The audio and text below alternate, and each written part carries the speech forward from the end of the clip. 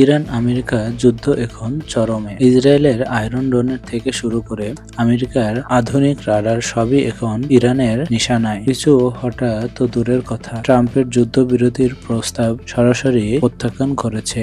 এবার ভয়ঙ্কর কৌশল এর ধরন নিচ্ছে ইরানি বিপ্লবী গার্ড আইআরজিসি। তারা পরিষ্কার জানিয়েছে, জীবন থাকে দখলদারের কাছে মাথা নত করবে না ইরান। যুদ্ধের মোড় ঘুরিয়ে দিতে এবার প্রথমবারের মতো ব্যবহার করছে ইরানের হাইপারসনিক ফাথা মিসাইল। আইআরজিসির দাবি, মার্কিন সামরিক ঘাঁটি ও সহায়তার কেন্দ্রে লক্ষ্য করে তারা এই বিধ্বংসী ব্যালিস্টিক ও ড্রোন হামলা চালাচ্ছে। এমনকি আরব আমিরাতে আল দাফরা বিমান ঘাঁটিতেও হানা দিয়েছে ইরানি ড্রোন। এতে একটি মার্কিন স্যাটেলাইটের যোগাযোগ কেন্দ্র এবং ফায়ার কন্ট্রোলার মারাত্মকভাবে ক্ষতিগ্রস্ত হয়েছে। ইরানের প্রেসিডেন্ট মাসুদ পেজেশকিয়ান পরিষ্কার করেছে, প্রতিবেশী দেশে হামলা করার তাদের লক্ষ্য নয়, কিন্তু শত্রুদের ঘাঁটি গুড়িয়ে দিতে তারা বাধ্য হচ্ছে। যদিও আমিরাত এখনো এই বিষয়ে নীরব। এদিকে ডোনাল্ড ট্রাম্প এই আক্রমণকে দুর্বলতা বলে দাবি করছে এবং ঘোষণা দিচ্ছে ইরানের এমন সব জায়গায় হামলা চালানো হবে যা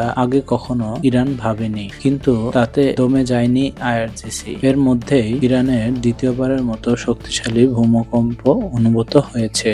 বিশ্লেষকের মতে এখন বড় প্রশ্ন, এটি কি শুধুই প্রাকৃতিক ভূমিকম্প নাকি গোপনে পারমাণবিক পরীক্ষা চালাচ্ছে ইরান? যুদ্ধের শেষ মুহূর্তেও বীরের মতো লড়তে ইরান কি তবে পারমাণবিক অস্ত্রের সামনে আনতে যাচ্ছে? এখন এটি নিয়েই সবচেয়ে বড় জল্পনার সৃষ্টি হয়েছে। ট্রাম্পের পরবর্তী পদক্ষেপ কি হতে পারে? ইরান কি তার সর্বোচ্চ শক্তি প্রকাশ করবে? আপনার কি মতামত কমেন্ট করে জানান।